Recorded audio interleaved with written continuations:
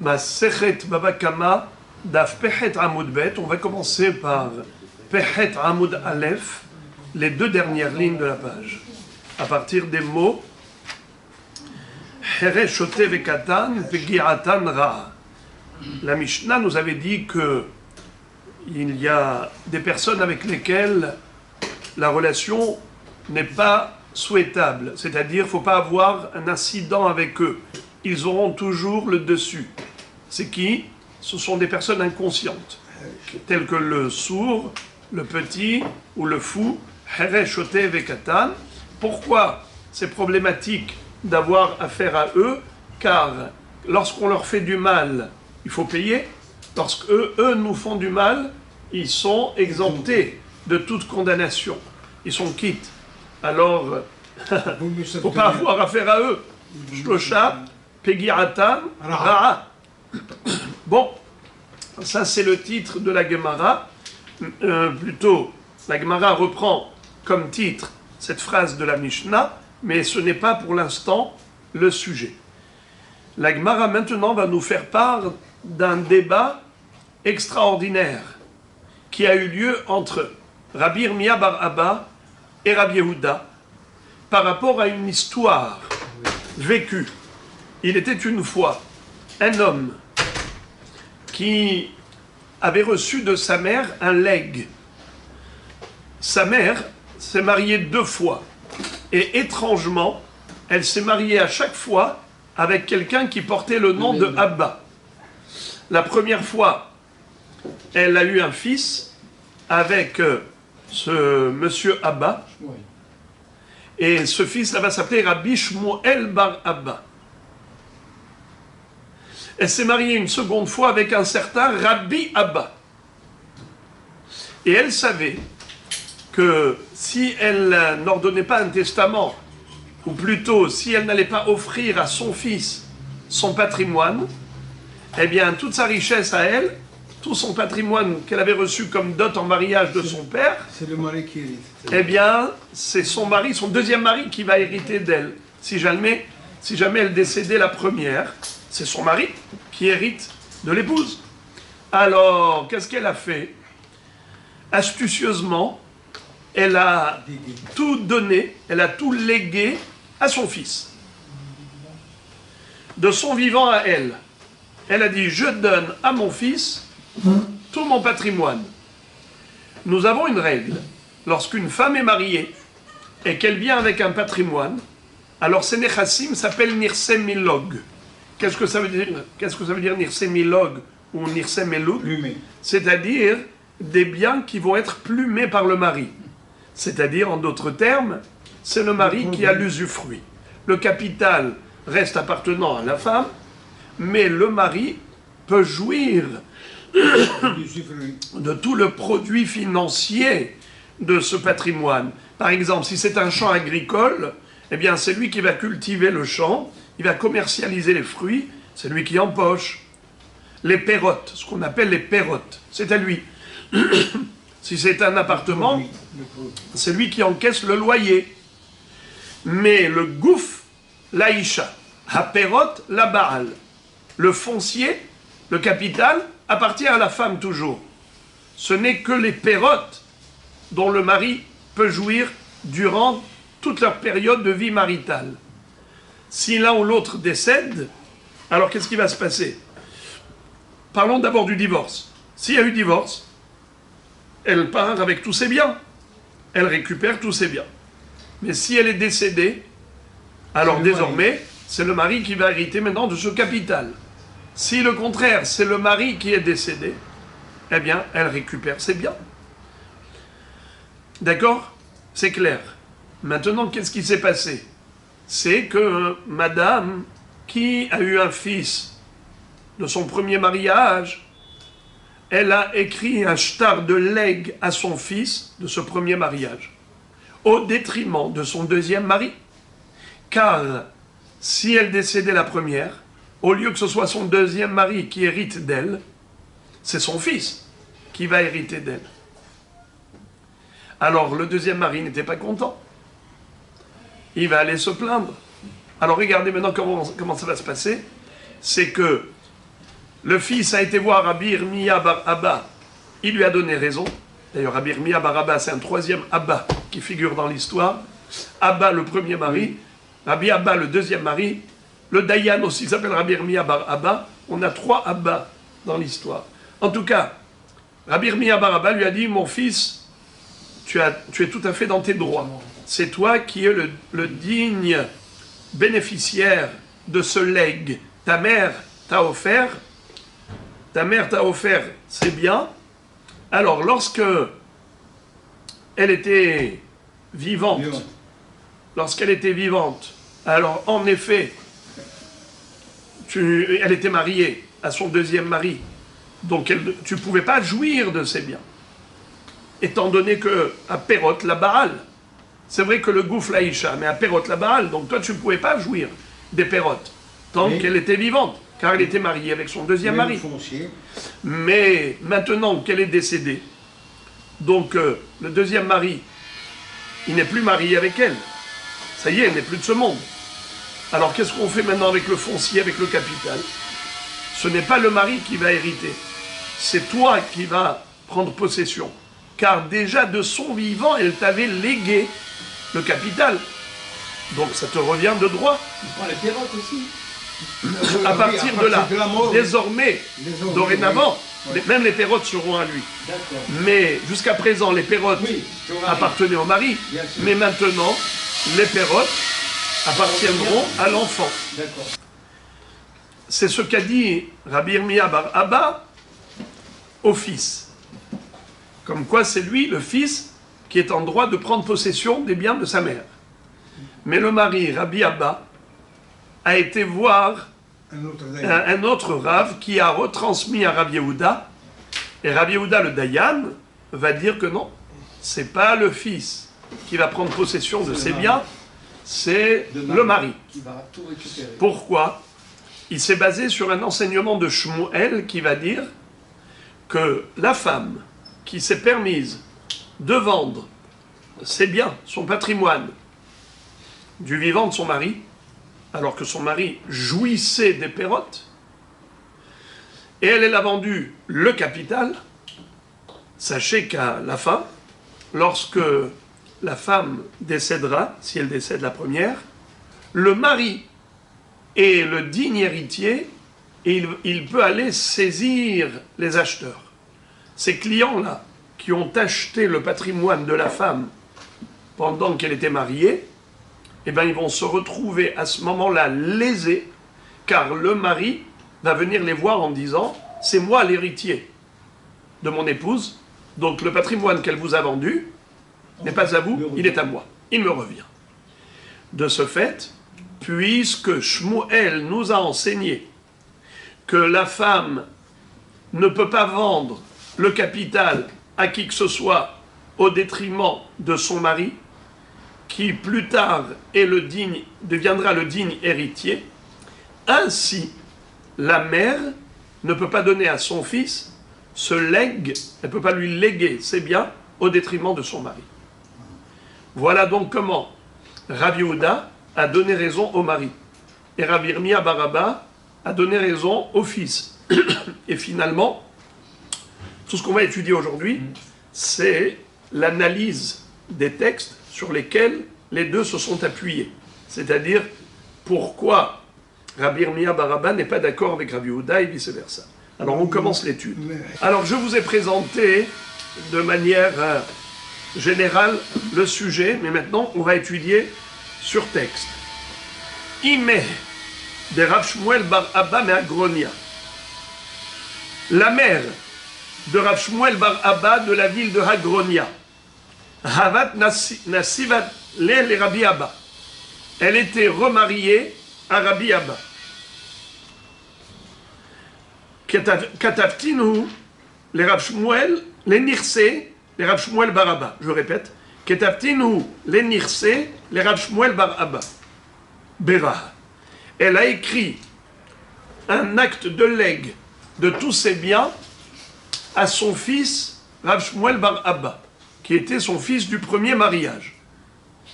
Batar des Shachiva, après son décès à elle, Azal Rav Shmuel bar Abba, Kamed de Rabbi Irmia bar Abba. Rav Shmuel bar Abba a été voir le Dayan, Rabbi Irmia bar Abba. Il lui a dit, voilà, j'ai un acte de legs de ma mère. Qu'est-ce qu'a fait le Dayan, Rabbi Irmia bar Abba? Ukmeh benirse. Il a établi dans ses biens, c'est-à-dire, il lui a dit, tu peux t'emparer du patrimoine de ta mère. Ça te revient de droit. Azal Rabbi Abba, Amara le Milte, Kame de Rabbi Oshaya. Amara le Milta, Kame de Rabbi Oshaya. Rabbi Abba, donc le deuxième mari, est allé voir un Hacham qui s'appelait Rabbi Oshaya. Et il lui a raconté l'histoire.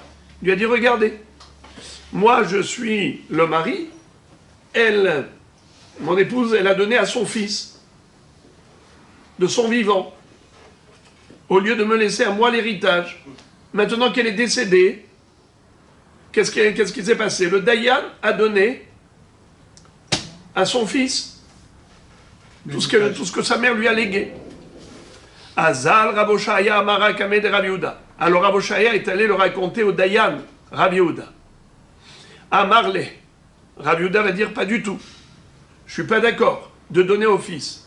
Il faut donner au mari, au deuxième mari.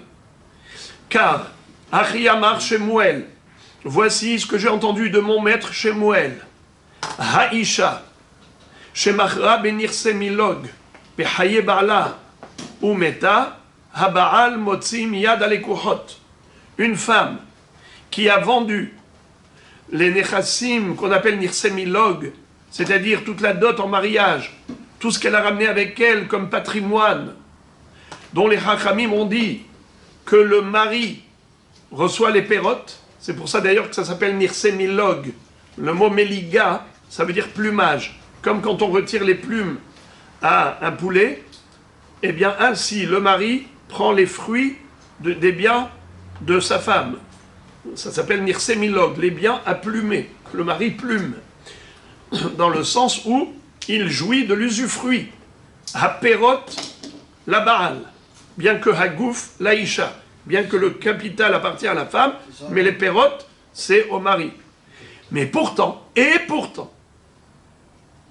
Haïcha shemachra benirse milog behaye ba'ala umeta habaal motzi miyad alekuchot.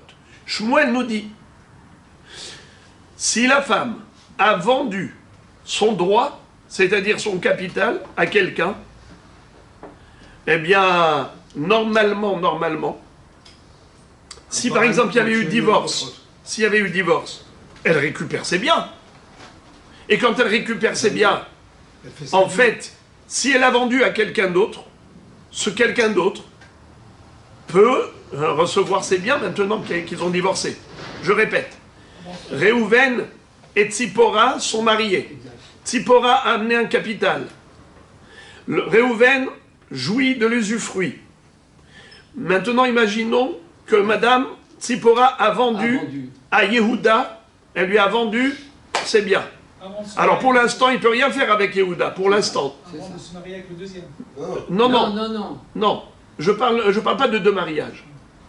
Je parle d'un cas classique, je donne un exemple. Je ne parle pas de la Gemara, je donne un exemple.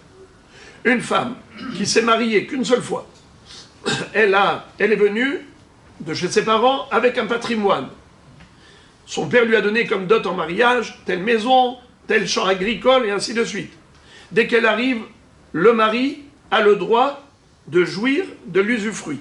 Les pérotes, c'est au mari.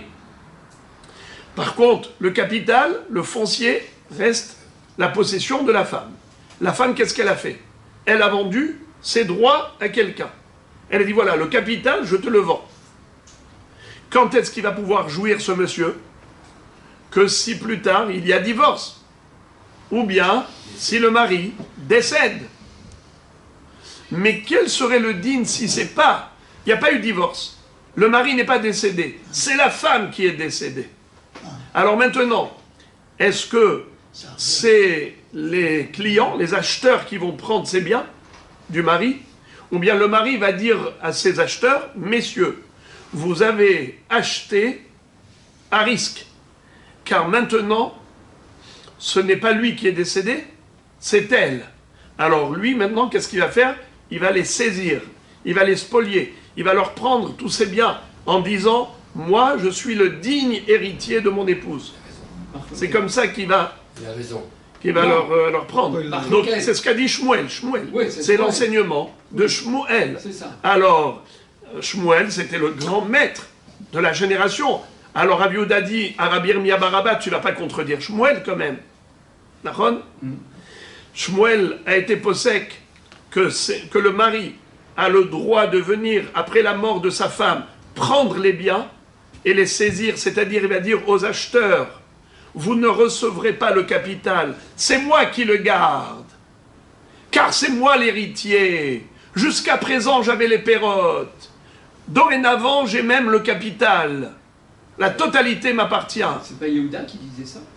Ça, c'est Rabbi Yehuda, au nom de son maître Shemuel. Ah, d'accord. Voilà.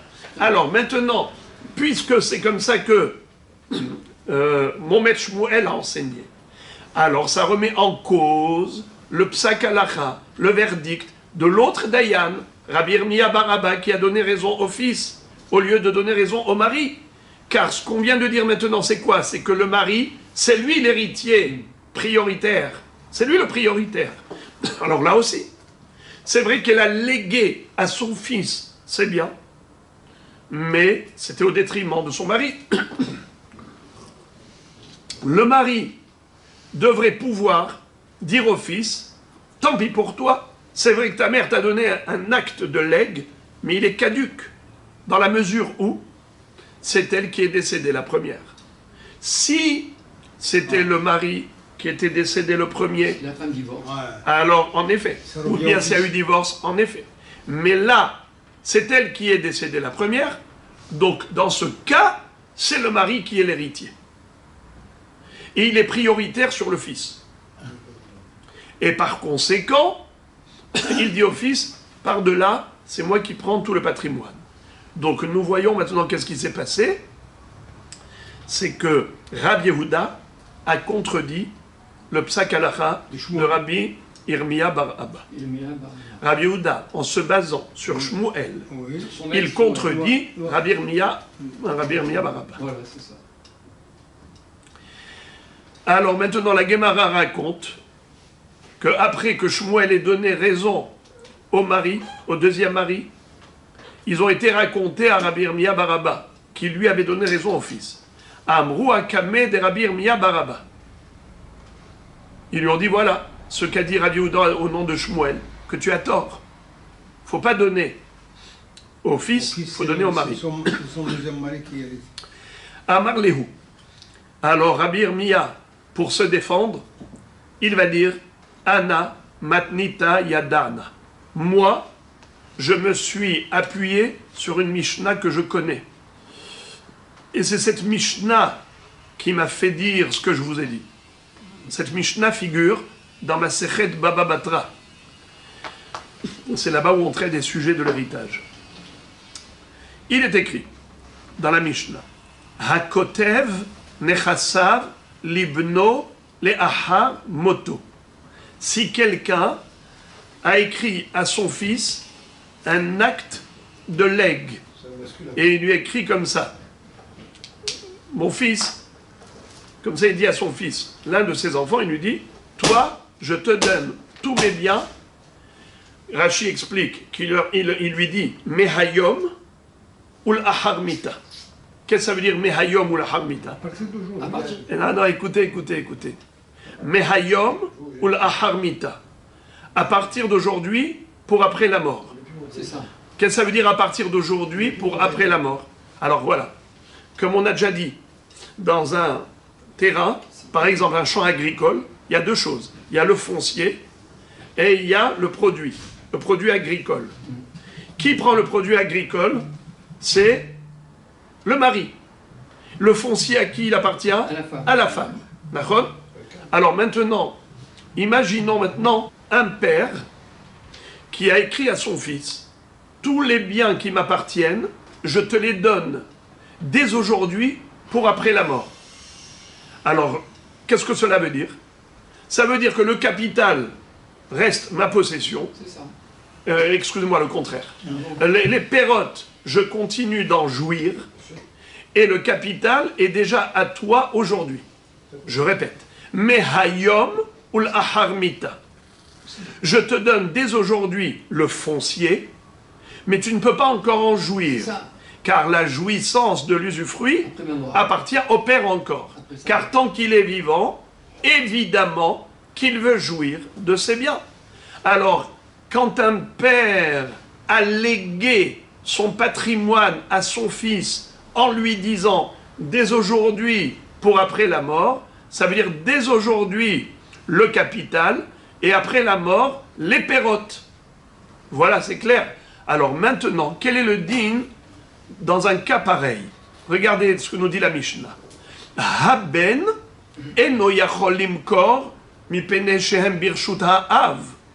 Ve'ha'av eno yachol limkor mipene shehem ketuvim laben.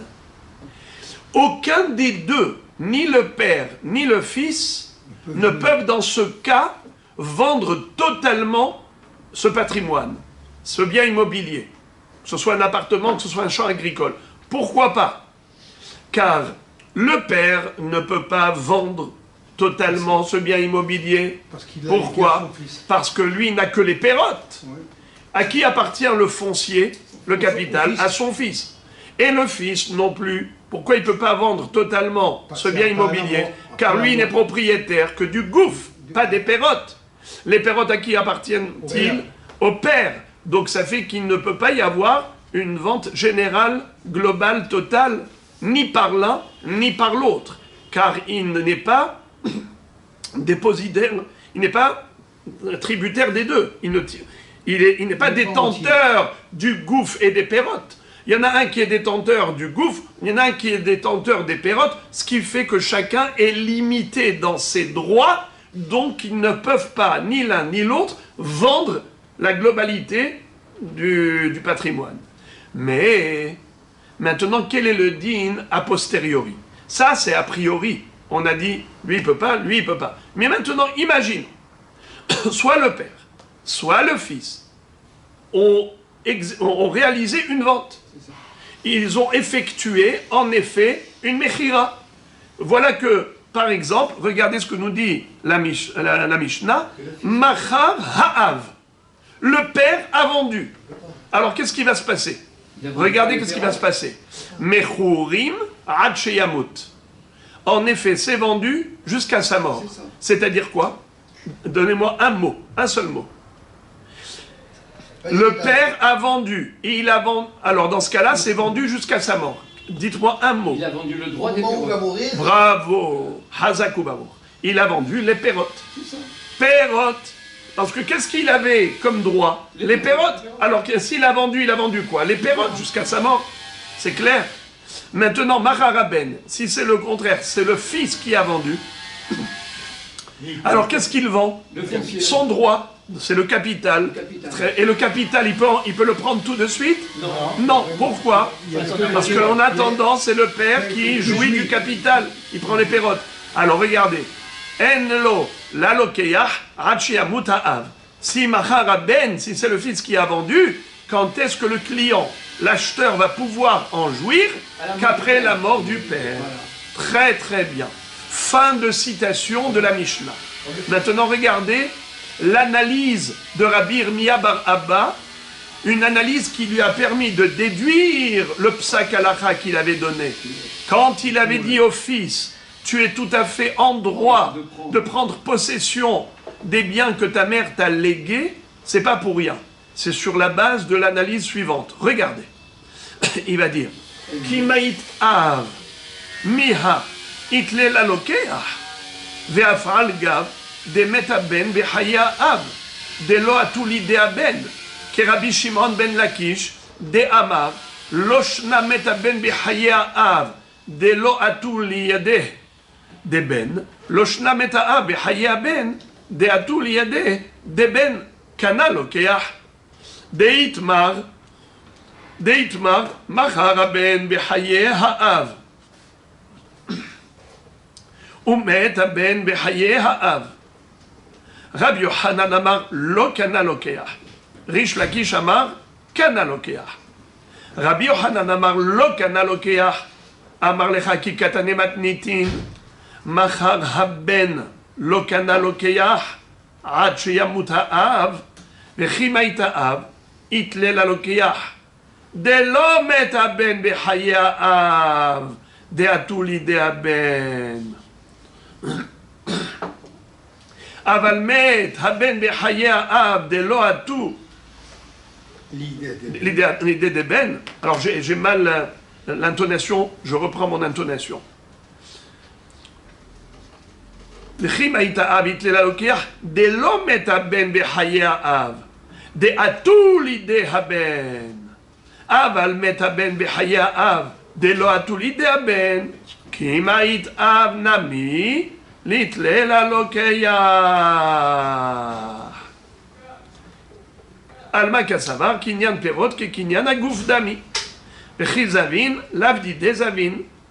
Rabbi Shimon ben Lakish, Omer, kana lokeach, ki katane matnitin, machar ben en la lokeach ad shemut ha'av, ki ma'it av miha, Itle la lokeach, loshna, lo metaben bechayav de atuli de haben, ve loshna, metaben bechayav de lo atuli de haben, kana lokeach. Alma, kasavar, kinyan perot, lav ke kinyan aguf dami, vechi kazavin, dide kazavin.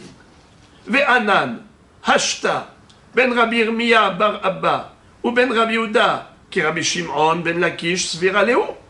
וכאמר רבי ירמיה בר אבא, איסל כדעתך, קניין פירות כקניין הגוף דמי, כי מה יתאב, ומה יתאבן בחיי האב, אמה יתלה ללוקח, כי כזבין, היי, לאו דידי כזבין, אלא לאו שמה מינה, קניין פירות, לאו כקניין הגוף דמי. רבי חנניה בן עקשיא אומר,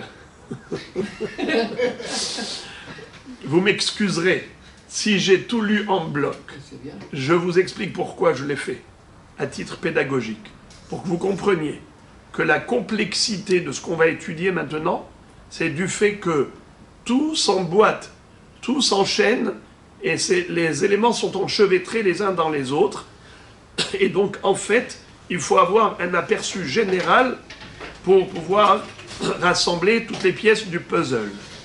On va donc expliquer l'analyse ingénieuse de Rabbi Yirmiyah bar Abba. Il va dire, je vais vous expliquer pourquoi j'ai donné raison au fils, parce que j'ai analysé cette Mishnah. Et je me suis appuyé sur Rish Lakish. Et étrangement, plutôt exceptionnellement, cette fois-ci, l'halakha est comme Rish Lakish. Généralement, quand il y a une mahloket entre Rabbi Yochanan et Rish Lakish, l'halakha est comme Rabbi Yochanan. Mais ça fait partie des exceptions. De Rish Lakish. Ah, l'halakha est comme Rish Lakish. À propos de quoi?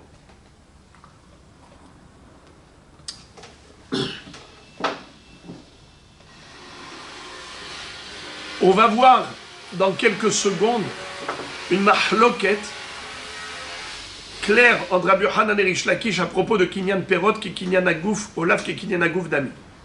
Rabbi Yochanan pense que Kinyan Perot qu'est Kinyan Agouf Dami. Et Rish Lakish dit non, Kinyan Perot lave qui Kinyan Agouf. Lorsqu'une personne a un droit de jouissance de l'usufruit, eh bien c'est comme si elle était propriétaire du gouffre lui-même, du capital, du foncier. Ça, c'est ce que pense Rabbi Yochanan. Rish Lakish dit non. La personne qui a un droit d'usufruit, ça ne veut pas dire qu'elle a un droit sur le capital, ce sont deux choses différentes. Donc elle n'a que l'usufruit. Mais en aucun cas, on peut dire que comme elle a le droit de l'usufruit, alors automatiquement, c'est comme si elle était propriétaire du capital. Pas du tout. Ça devrait être le contraire. Et là, la halakha est comme Rish Lakish.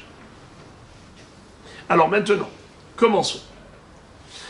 La Mishnah nous a dit que lorsqu'un fils a vendu du vivant du père le capital que son père lui-même lui avait offert, car le père lui avait écrit un acte de legs, il lui a dit « Mehayom ul aharmita » Qu'est-ce que ça veut dire Mehayom ou Aharmita? À partir d'aujourd'hui pour après la mort. Aujourd'hui, le foncier, après la mort, l'usufruit.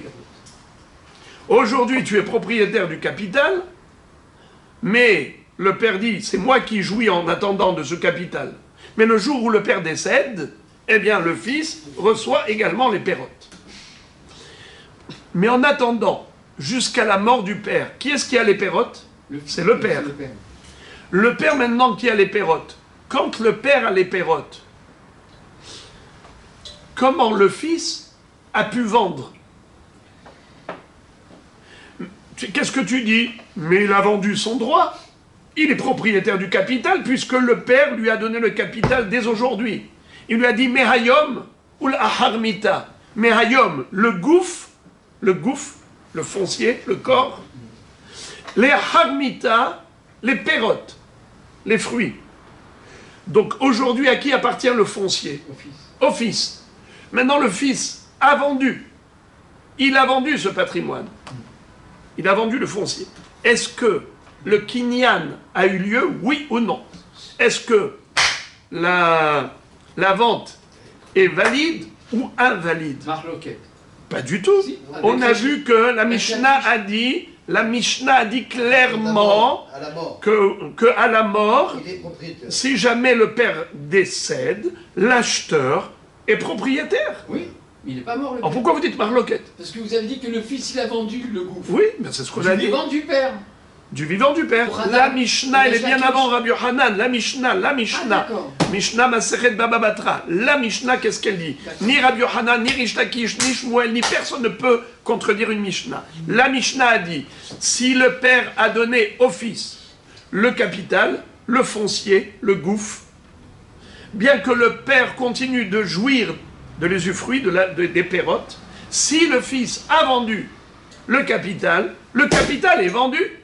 Mais quand est-ce que l'acheteur va pouvoir s'en emparer, À la mort du père. prendre possession réellement? À la mort du père. Ce qui veut dire que s'il peut le prendre à la mort du père, sous-entendu que la vente était valide. Donc, le fils peut vendre du vivant de son père le bien. Bien que le père a les pérotes, ça n'empêche pas le fils de vendre. le terrain. De vendre quoi? Le terrain, le capital, le gouffre. Le patrimoine. Alors maintenant, Rabotai, attendez. Alors, allons-y, je vais pas à pas. Maintenant, vous avez compris ça? Maintenant, écoutez, je vous pose une question. Et c'est là que ça va commencer à être un peu plus compliqué. Quel est le din si le fils est mort avant le père?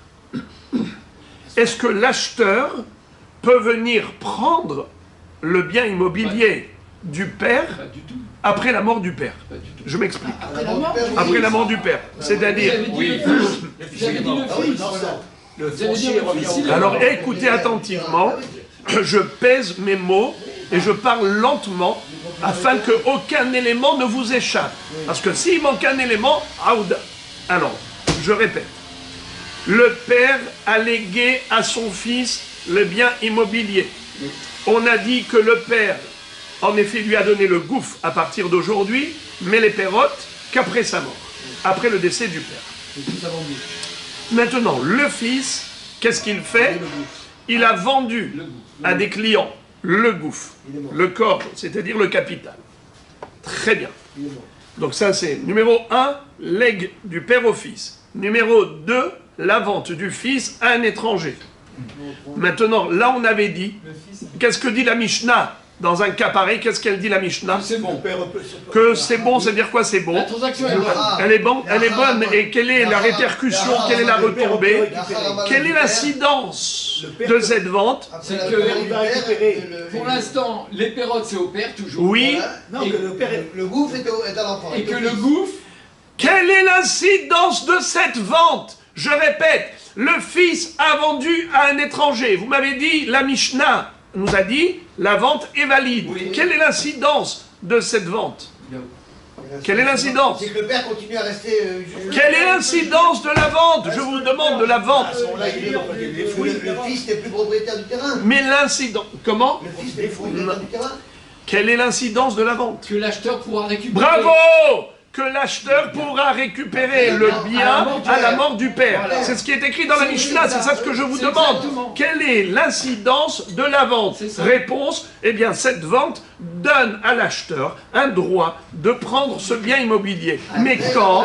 À la mort du père. Ouais. Très bien, jusqu'ici, c'est ce qui est écrit dans la Mishnah, C'est clair. il n'y a rien de nouveau. Maintenant, écoutez ça. Le fils meurt. Quel est le din au cas où d'abord le fils est mort? Le père devait Le fils a vendu, le fils est mort, le père est mort. Répétons, le fils a vendu, le fils est mort, le père est mort. Oui. Maintenant, l'acheteur, Oui. après la mort du père, Oui. il vient et il dit, donnez-moi ce que j'ai acheté du fils, car le père est mort. Lui, il avait acheté le gouffre. Oui. Est-ce qu'on lui donne, oui ou non? Oui. Vraiment non. Moi je te dis oui. Non, puisque le père il est redevenu. Je te dis oui parce que la transaction était bonne Oui, mais avant le que père, il les est deux y redevenu. meurent. La Gemara va dire qu'en effet, c'est une mahloket entre Rabbi Yochanan et Rish Lakish, à savoir, quel est le din au cas où le fils qui a vendu est mort avant le père. Selon Rabbi Yochanan, ça invalide la vente du fils. Quand est-ce, selon Rabbi Yochanan, la vente du fils est valide? Que dans la mesure où le père est mort d'abord, donc automatiquement le fils a pris possession des biens de son père, qu'il lui avait légués en lui disant qu'après sa mort, le fils prendrait possession même du capital, même des pérotes, pardon. Le capital, il lui a toujours appartenu, mais qu'est-ce qui lui manquait? Les pérotes. Maintenant qu'il est mort, il a aussi les pérotes, ce qui fait que la vente a été validée grâce à la mort du père. Les deux. Mais si le fils, c'est lui qui est mort le premier, ce qui fait que le fils n'a jamais eu les pérotes. Les pérotes étaient toujours dans la possession du père. C'était toujours la propriété du père. Alors Rabbi Yochanan va dire Kinyan perot ke kinyan agouf. Du fait que le père avait les pérotes, c'est comme s'il avait le gouffre. Et si c'est comme s'il avait le gouffre, donc la vente du fils, pendant que le père est vivant, elle est caduque. Elle aurait pu être validée à la mort du père. Mais maintenant que le père n'est pas mort, au contraire, c'est le fils qui est mort, le premier. Donc jamais cette vente n'a été validée. Donc automatiquement, l'acheteur n'a que ses larmes pour pleurer. Le père va dire maintenant que c'est lui qui garde le capital et les pérotes. Mais Rish Lakish va dire non. Rish Lakish va dire qu'il n'y a pas de différence. Peu importe qui est mort le premier, que ce soit le père qui est mort le premier, ou le fils qui est mort le premier, l'acheteur est propriétaire de ses biens à la mort du père. Ça veut dire que s'il y avait d'autres frères héritiers, ils ne recevront rien du tout. Pourquoi? Étant donné que la vente était valide. Il a vendu quoi, le fils? Son droit. C'était quoi son droit? Le gouffre, le capital. Il a vendu le capital. Cette vente, elle était valide depuis le moment de la vente. Il a vendu le capital. Donc le capital appartient au client, à l'acheteur. Qu'est-ce qui manquait? Les pérotes. Maintenant que le père est mort, l'acheteur, le client, prendra aussi les pérotes. Il n'y a rien qui ne peut remettre en question, remettre en cause la vente. Car le fils, quand il a vendu, la vente, elle est validée immédiatement. Il n'y a que l'usufruit qui n'est pas encore d'actualité, c'est une question de temps. Alors, qu'est-ce que ça change? Qui est mort le premier? Le principal, c'est qu'après la mort du père, le client prend possession des pérotes. Donc c'est ce que dit Rish Lakish. Loshna metaben behaye ha'av. Loshna meta'av behaye ha'ben. Dans tous les cas de figure, la vente est valide. Et la Gemara va appuyer cette mahloket entre Rabbi Yochanan et Rish Lakish sur la svara, à savoir, est-ce que kinyan perot ke kinyan agouf dami ou kinyan perot lav ke kinyan agouf? Le père à l'usufruit, est-ce que c'est considéré comme s'il avait aussi le capital? Si on dit oui, comme le pense Rabbi Yochanan, alors ça empêche le fils de vendre le capital, car il ne peut pas vendre le capital tant que le père a les pérotes, car le fait que le père ait les pérotes, c'est comme s'il avait encore le capital. Donc la vente, elle n'est pas encore validée. Quand est-ce que la vente sera validée? Qu'à la mort du père. Car à ce moment-là, quand le père va mourir, il n'aura plus les pérotes. Quand il n'aura plus les pérotes, automatiquement, il n'aura plus le gouffre. Et c'est comme ça que la vente du gouffre a été validée. Mais dans la mesure où c'est le fils qui est mort le premier, automatiquement, cette vente n'a jamais été validée, puisque le père n'est pas mort avant le fils. Alors la vente du fils n'a jamais pris effet. C'est ce que pense Rabbi Yochanan. Mais Rish Lakish qui dit que Kinyan Perot Lafki Kinyan Agouf, la propriété de l'usufruit, le fait de la jouissance de l'usufruit qu'a le père n'empêche pas son fils de vendre le gouffre, donc c'est validé immédiatement. Donc la vente, elle est valide. Alors après ça, on va voir comment, à partir de cette analyse, Rabbi Yirmiyah bar Abba est arrivé à son verdict, à sa déduction. D'abord, je répète très rapidement. Rabbi Yirmiyah bar Abba dit Ana matnita yadana. Moi, je connais une Mishnah. Qu'est-ce qu'elle dit, la Mishnah? Ditnan, un kotev nechasav libno le'acharmoto, celui qui a donné à son fils tous ses biens pour qu'il puisse prendre possession du gouffre, des pérotes après la mort, mais il lui donne le gouffre immédiatement. Ben eno yachol imkor, ipnei shem birshut ha'av, ve'av eno yachol imkor, ipnei shem ktuvim laben. Ni l'un ni l'autre ne peuvent vendre totalement le bien. Mais a posteriori, s'il y en a un qui a vendu tout de même, machar ha'av, mechurim ad sheyamut, machar ha'ben, en lo lokiach ad sheyamut ha'av. Si le père a vendu, alors en effet, il a vendu quoi? Que les pérotes. Mais à sa mort à lui, le bien revient au fils. Machar ha'ben, si c'est le fils qui a vendu, du vivant du père, en lo lokiach ad sheyamut ha'av, le lokiach ne pourra jouir des pérotes qu'après la mort du père. Mais regardez maintenant la déduction. Kimaït av, lorsque le père mourra, miha, néanmoins, itle la lokeach, c'est-à-dire que l'acheteur pourra prendre possession de ce bien. Ve'afal gav de metaben ve'haye av. Et a priori, c'est même au cas où le fils est mort avant le père. Delo a tout l'idée à ben, de manière à ce que jamais le fils n'a réellement, lui, pris possession de ce bien. Puisque il est mort avant la mort de son père. Il est mort avant son père. Donc il n'a jamais eu l'occasion de jouir de ce terrain. Et ça correspond à qui? Qui est Rabbi Shimon ben Lakish. Ça correspond à l'opinion de Rabbi Shimon ben Lakish des Hamar, qui a dit clairement, Loshna, ça ne change rien, la chronologie. Loshna, metaben bechaya av, delo atulide aben. Ça ne change rien que le fils est mort du vivant de son père, de manière à ce que jamais le fils a pu prendre possession de ce capital.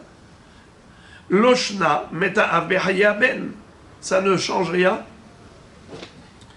Que ce cas ou ce cas, ça ne change rien. Loshna meta ben behaya av, de lo atolidea ben. Loshna meta av behaya ben, de atolidea ben. C'est-à-dire qu'il ait eu l'occasion d'avoir les pérotes ou qu'il n'ait pas eu l'occasion d'avoir les pérotes, qu'est-ce que ça change? Kana lokear, l'acheteur a acquis. Pourquoi? Pourquoi? Ça ne change rien. Parce que le fils a vendu ce que son père lui a donné. Qu'est-ce qu'il lui avait donné? Le capital. Il a vendu le capital. Ah, il n'a pas pu jouir lui-même des pérotes, et alors qu'est-ce que ça change? Au niveau du capital, ça ne change rien. Le capital, le fils en était propriétaire du vivant du père. C'est ce qu'il a vendu à son client. Le client ne fait qu'attendre la mort du père pour avoir aussi les pérotes. Point à la ligne, c'est facile. Deitma, d'ailleurs, de par ailleurs, Rabbi Yochanan et Rish Lakish ont discuté clairement à ce propos. Deitma, Macharaben, Behaya Av, le fils a vendu du vivant de son père. Umetaben Behaya Av, et ensuite le fils est mort du vivant du père. Rabbi Yochanan Amar, Lokana Lokia. Rabbi Yochanan dit, la vente est invalide. Elle est invalide. Rish Lakish Amar, Kana Lokia. Rish Lakish dit, bien sûr que le lokeach, il les connaît. Quelle est la raison de chacun? Rabbi Yochanan amar lokana lokeach. Pourquoi Rabbi Yochanan a dit que l'acheteur, son achat n'a pas été validé? Amar lecha, il va te dire, ki katane matnitin. Car la Mishnah qui a dit que la vente elle est valide à la mort du père, ki katane matnitin, macharaben, lokana lokeach, hadsheamuta av, vechimaita av, itle la lokeach. Ce que la Mishnah a dit, que si le fils a vendu, eh bien l'acquéreur ne peut pas prendre encore possession du bien jusqu'à la mort du père, ce qui veut dire qu'à la mort du père il peut prendre. On parle de quel cas? Des l'homme et aben behaye av, des atuli de aben. On parle du cas où le fils n'est pas mort avant son père. Donc il a eu l'occasion de prendre possession carrément, pas seulement du bien immobilier, du capital, mais même des pérotes. C'est dans ce cas-là que la vente elle est valide. Aval met aben behaye av de lo atuli de aben. Mais si le fils est mort du vivant du père, donc le fils n'a jamais pu jouir des pérotes, qui maït avnami litle la lokeach. Même à la mort du père, le lokeach ne pourra pas prendre possession, ce sera les autres héritiers qui prendront possession de ce bien. Pourquoi? Car la vente n'a jamais été validée. Pourquoi? Alma kasavar, kinyan perot, ki kinyan agouf dami, vechizavin, lavdi desavin. Car Rabbi Yochanan pense que le kinyan perot, c'est comme kinyan agouf. Par conséquent, le père, c'est lui qui avait les pérotes, donc le fils ne peut pas vendre le gouffre tant que le père a les pérotes. Car le fait que le père peut jouir des pérotes, c'est comme s'il est aussi propriétaire du gouffre. Donc le fils ne peut pas vendre le gouffre tant que le père a les pérotes. Rabbi Shimon ben Lakish, Omer, Kana Lokeach. Par contre, Rabbi Shimon ben Lakish, qu'est-ce qu'il dit? La vente, elle est bonne, elle est valide. Et l'acheteur pourra prendre possession du bien après la mort du père. Pourquoi? Ki katane matnitin, car lorsque la Mishnah a dit Macharaben, en la lokeach had sheyamuta av, que lorsque le fils a vendu, l'acheteur ne peut pas jouir jusqu'à la mort du père. Ki mait avmihat itle la lokeach, mais tout de même, une fois que le père va mourir, l'acheteur pourra prendre possession du bien. Loshna lo metaben behaya av de atuli yade deben, ve loshna metaben behaya av de lo atuli deben. Kana lokeach, ça ne change absolument rien, même si le fils est mort du vivant du père, eh bien le lokeach il a été connu, que ça change. Parce que, à partir du moment où le père lui a donné le gouffre appartient au fils. Il a vendu cela à quelqu'un d'autre. Alors, qu'est-ce que ça change si le fils est mort avant le père ou après le père? Ça ne change rien. Pourquoi? Alma kasava, kinyan perot, lav ki kinyan agouf dami. Car le père qui a les pérotes, ça n'empêche pas le fils de vendre le gouffre. Car le fait que il a le kinyan perot, c'est pas kinyan agouf. Il a que les pérotes, il n'a pas le gouffre. Vechi kazavin, dit des kazavin. Donc lorsqu'il a vendu ce qui est à lui. Alors maintenant, regardez la conclusion, le point de chute. Ve'anan, et nous, hashta, maintenant, ben Rabbi Irmia Baraba ou ben Rabbi Yehuda, qui est Rabbi Shimon ben Lakish, sviraleu. L'un ou l'autre, Rabbi Irmia Baraba, le Dayan, ou Rabbi Yehuda, le Dayan, tous les deux, cette fois-ci, ils ont tranché la halakha, comme Rish Lakish, de manière exceptionnelle. On a dit bien qu'en général, la halakha est comme Rabbi Yochanan, mais dans ce cas, la halakha est comme Rish Lakish, que ça ne change absolument rien, que le fils soit mort avant le père ou après le père. Le fils a vendu, il a vendu le gouffre. Donc c'est sûr que la vente, elle est valide, quoi qu'il arrive. Alors, maintenant, si on se base là-dessus, nous dit Rabbi Irmia Baraba, Vikama Rabbi Irmia Baraba, Isalka Da'atar Kinyan Perot ki Kinyan Agouf Dami. Si tu penses que Rabbi Yochanan a raison, que Kinyan Perot ki Kinyan Agouf Dami, le fait que le père a les pérotes, alors ça empêche le fils de vendre le gouffre, parce que tant qu'il a les pérotes, c'est comme s'il a le gouffre, donc il empêche son fils de vendre. Alors dans ce cas-là, Ki Maït Av, ou Maït Aben Behaya Av, Amaït Lela Lokeach, Ki Kazavin, Lavdide Kazavin. Dans ce cas-là, pourquoi on est posé que la halakha comme Rish Lakish, qui a dit qu'il n'y a absolument aucune différence Aucune différence, que la chronologie, elle importe peu, qui est mort le premier. Ce qui veut dire que, dans tous les cas de figure, la vente du fils, elle est valide. Alors, ça veut dire quoi? Que tout le monde pense, et la lav shmamina, kinyan perot, lav ke kinyan aguvdami. Ça veut dire que même Rabbi Yehuda, s'il pense comme Rish Lakish, il est obligé d'admettre ce que dit Rish Lakish. Et qu'est-ce qu'a dit Rish Lakish? Que kinyan perot, lav ke kinyan aguvdami. Le fait qu'une personne a les perot, ça ne veut pas dire que pour autant, c'est comme s'il a le gouffre. Alors, regardez maintenant la beauté de sa déduction. Eh bien, il dit, c'est pareil. La mère, qu'est-ce qu'elle a donné au fils? Le gouffre. Le deuxième mari, qu'est-ce qu'il avait? Les pérotes. Est-ce que la mère, pardon, est-ce que le père, pas le père, le deuxième mari peut empêcher le fils de recevoir le legs de sa mère? Ma pitom. Car déjà du vivant de la mère, avant qu'elle ne décède, déjà quand elle a légué à son fils le gouffre appartient au fils. Et le fait que le mari avait les pérotes, ça n'empêche pas le legs.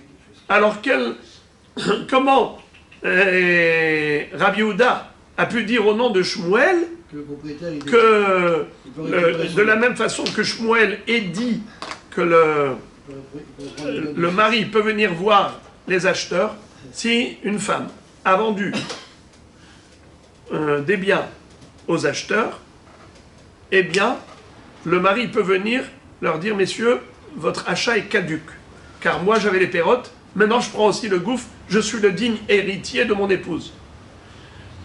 Comment il peut dire une chose pareille?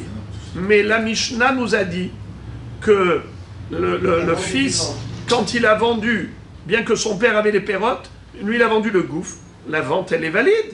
Si la vente est valide malgré les pérotes du père, ça veut dire que la jouissance des pérotes qu'a quelqu'un, ça n'empêche pas la vente du gouffre. Alors là aussi, même si le deuxième mari avait les pérotes, mais la femme peut donner à son fils, léguer à son fils, c'est bien. Quel est le problème? Donc, Rabbi Irmia Baraba dit, moi je m'appuie sur une Mishnah. Alors comment Shmuel il peut contredire la Mishnah? Ah, des rois, les camés de Rabbi Yehuda. Alors, on a renvoyé dire à Rabbi Yehuda, voilà la réplique de Rabbi Irmia Baraba. Qu'est-ce que vous avez à dire?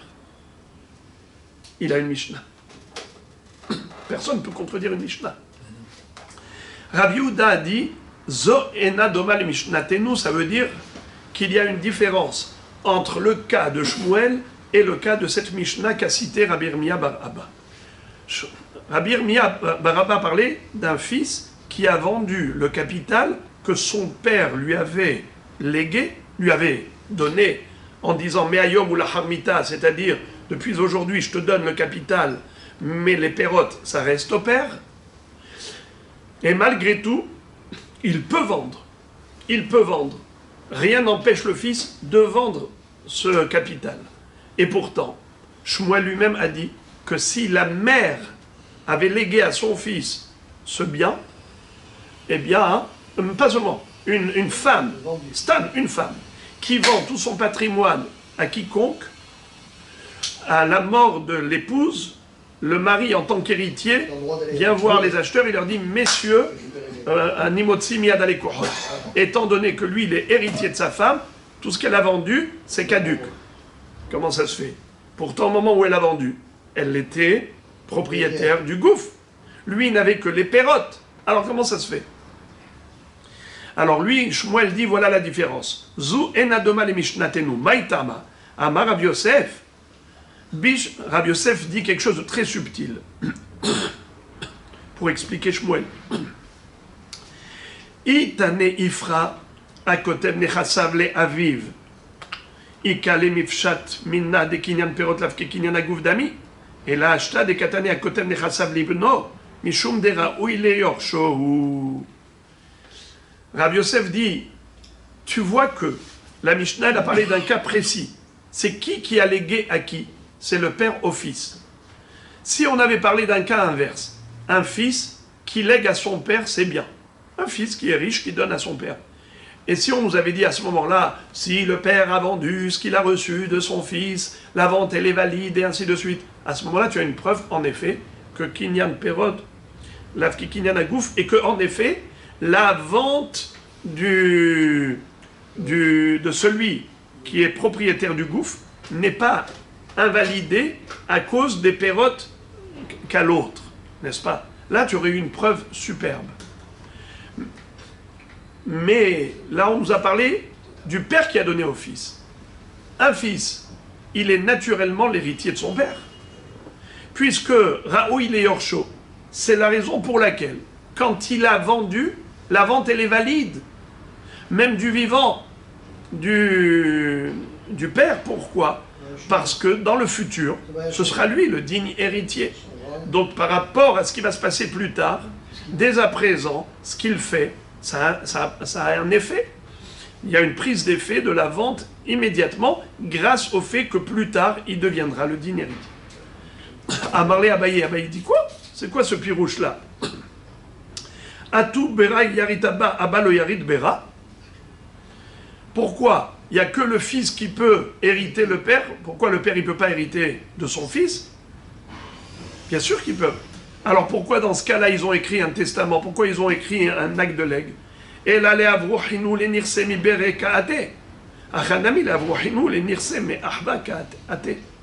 c'est-à-dire, quand un père, il écrit le legs à son fils, c'est pour quoi faire? C'est pour écarter les autres héritiers. Alors même le fils, quand il écrit à son père, c'est pour écarter les autres héritiers. La raison pour laquelle ils ont écrit cet acte de legs, c'était juste pour pas qu'il y ait ensuite de concurrents. C'est pour s'assurer que le bien va arriver entre ses mains. Donc il n'y a aucune différence entre l'un et l'autre. Ils sont tous aptes à devenir des héritiers. Le fils du père comme le père du fils. Et la maille enodome le mishnatenu. Alors dans ce cas-là, pourquoi Shmuel a dit qu'il y a une différence entre le cas de la Mishnah et son cas à lui? Le cas de la Mishnah, c'est père et fils. Le cas dont lui a parlé Shmuel, c'est une épouse avec son mari. Il a dit qu'une épouse qui a vendu le capital, le patrimoine, bien que maintenant son mari n'a que les pérotes, malgré tout, sa vente est caduque. Pourquoi elle est caduque? Mais il n'a que les pérotes, le mari. Et elle a le gouffre. Écoutez-moi ça.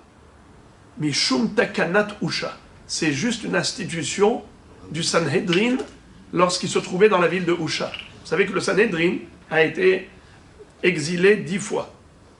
Du Beth Amikdash, ils ont été du Lishkat Agazit au Harabaït, et ensuite de là-bas ils sont allés à Usha, ensuite à Yavne. Il y a 10 endroits différents. L'une des stations du Sanhedrin, c'était à Usha. Vous savez pourquoi ils se sont écartés? Pourquoi ils sont sortis du Beth Amikdash au début? Pour ne pas condamner à mort, malheureusement, les nombreux assassins et les gens qui transgressaient les mitzvot de la Torah pour pas qu'il y ait trop de condamnation à mort.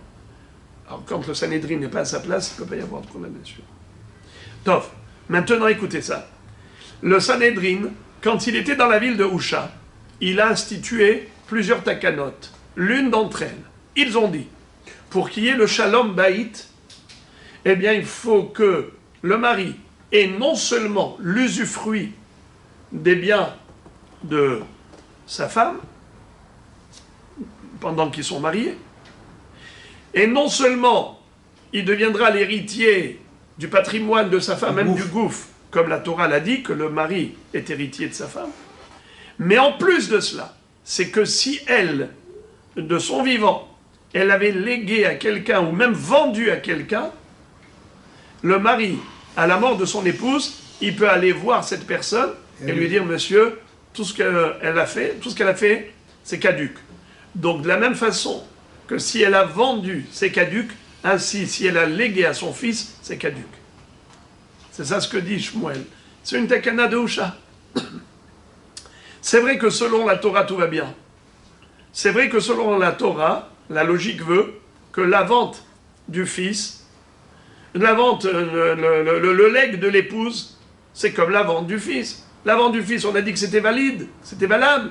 Eh bien, même lorsqu'une femme vend, C'est valable parce qu'elle vend le gouffre, bien que son mari a les pérotes. D'accord? Ou bien si elle donne à son fils, elle a légué à son fils, ça doit être valide. Réponse, c'est vrai, Minatora. Mais Miderabanan, Hachamim, quand ils étaient à Usha, ils ont fait une takana, ils ont dit non. Pour le shalom baït, il faut rassurer le mari et lui dire n'aie pas peur. Tu vas pouvoir hériter des biens de ton épouse si jamais elle décède avant toi, et même si elle a vendu, et même si elle a donné, même si elle a légué à son fils, même si elle a vendu, eh bien dans tous les cas de figure, le mari est prioritaire. Donc ça a été la raison pour laquelle il y avait une mahloket entre Rabbi Yirmiyah bar Abba et Rabbi Yehuda. Rabbi Yehuda s'appuie sur Shmuel, qui s'appuie sur la takana de Usha, tandis que Rabbi Yirmiyah bar Abba, lui, il n'a pas pris en considération cette takana de Usha. Apparemment, il ignorait cette takana de Usha, et par conséquent, il a été selon le din de la Torah. Selon le din de la Torah, il avait à 100% raison, puisqu'on est posé comme Rish Lakish, que Kinyan Perot Lavke Kinyan Agouf, rien n'empêche le fils ou l'épouse de vendre le capital, puisqu'ils sont propriétaires du capital. Ce n'est que la takana de Usha qui fait que ce psak est remis en cause.